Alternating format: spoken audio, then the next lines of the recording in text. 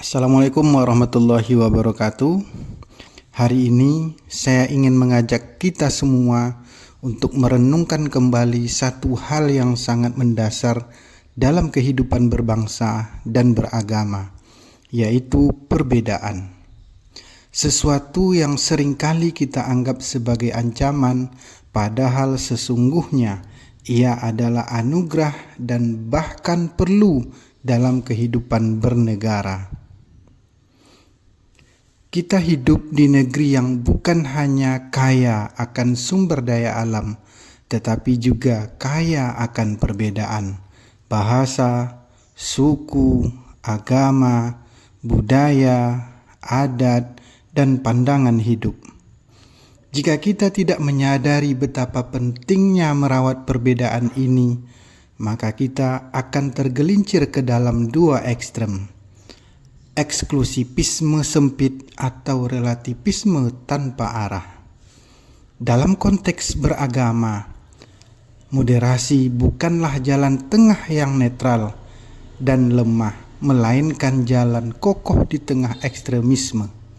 Moderasi adalah pilihan sadar untuk tetap teguh dalam keyakinan, sembari membuka ruang untuk menghormati keyakinan orang lain. Moderasi bukan tentang mencairkan ajaran, tetapi tentang mengokohkan nilai-nilai luhur agama dalam kerangka kemanusiaan.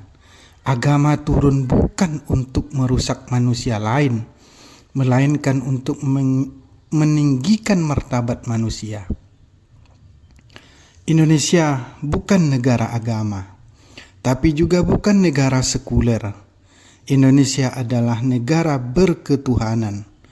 Pancasila menempatkan ketuhanan yang Maha Esa sebagai sila pertama, bukan sebagai simbol mayoritas, tetapi sebagai pengakuan kolektif bangsa ini terhadap nilai tradisi yang mempersatukan.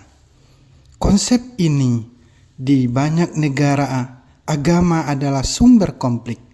Di Indonesia justru agama adalah pondasi kebangsaan. Lihatlah para pendiri bangsa.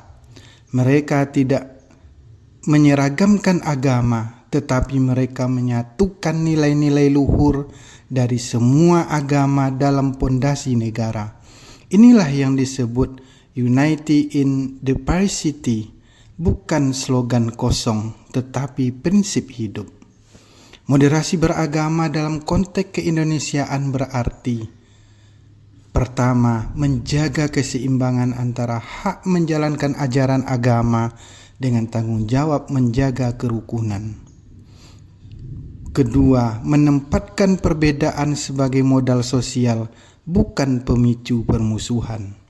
Yang ketiga, mengedepankan dialog, bukan debat, kerjasama, bukan kecurigaan.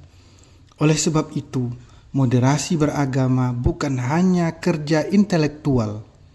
Ini adalah kerja kultural dan spiritual. Ia bukan hanya tanggung jawab tokoh agama atau akademisi, tetapi kewajiban setiap warga negara.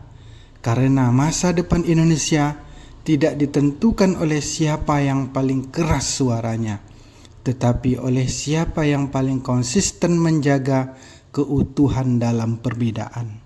Mari kita menjadi bagian dari bangsa yang tidak hanya toleran dalam ucapan, tapi juga dalam tindakan.